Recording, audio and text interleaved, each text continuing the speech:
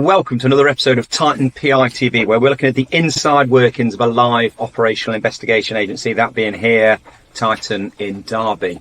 Welcome, I am your host, Simon Henson, and Managing Director of Titan Private Investigation Agency. In today's short episode, we're going to be looking at what are the laws in regard to the use of drones as a surveillance aid.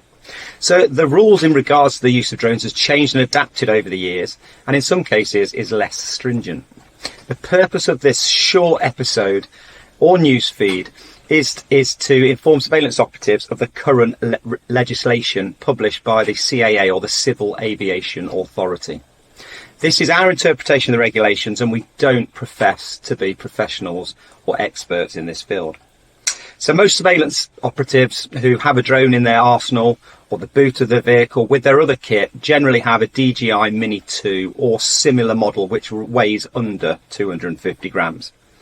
They are small, easy and quick to prepare for a flight.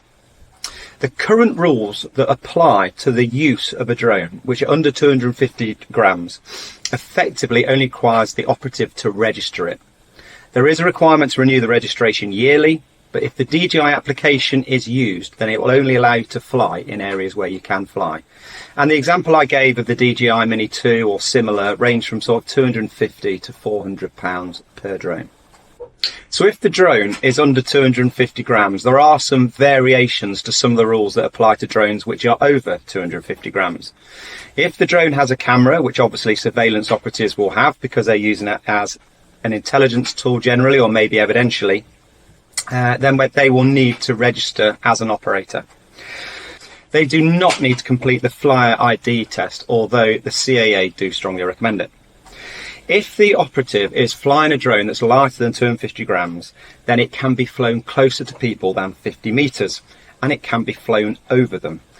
It must not be flown over crowds though, so this is where it applies to, for example, football stadiums or anywhere where there'll be crowded people. And once again, if you're using the app, it won't allow you to even fly it in the proximity or anywhere near a football stadium. So other rulings are: never fly the drone higher than 120 metres or 400 feet, always keep the drone or model aircraft in sight, and thirdly, do not fly near airports unless permitted to do so. So although the regulations, laws, rules, etc. say that you can fly within 50 metres or over, it doesn't say how close. What they're getting at is you're in charge of that drone, and the onus is on you to make sure that there is no injury to people and it is flown safely.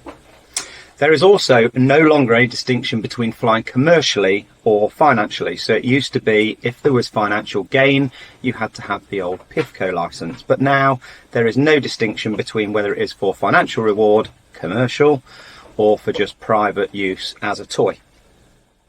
If there are any requirements of the law which are believed to have been broken, though, this falls down to the police to investigate and then take further action. So although surveillance operatives generally use drones which are under 250 grams, that is just because they are small, as I said earlier, easy to deploy. It might be that more professional people or individuals that have their licenses, etc., may wish to use a drone which is more than 250 grams. So if it is more than 250 grams, then they are required to pass a test and gain a flyer ID from the CAA. This is free, although the test obviously won't be, and you need to renew this yearly. If you want any more information in regard to registering a drone or gaining the flyer ID, then you can visit register-drones.caa.co.uk. It's important that if we are using drones as surveillance operatives, we are aware of the rules and we abide by them. Otherwise, that could make our intelligence / evidence unusable. So I hope this has been useful. That's another episode of Titan PI TV. Please give us a thumbs up. If you don't want to miss further episodes, then please subscribe to the channel. It's free. Till next time, thanks for watching.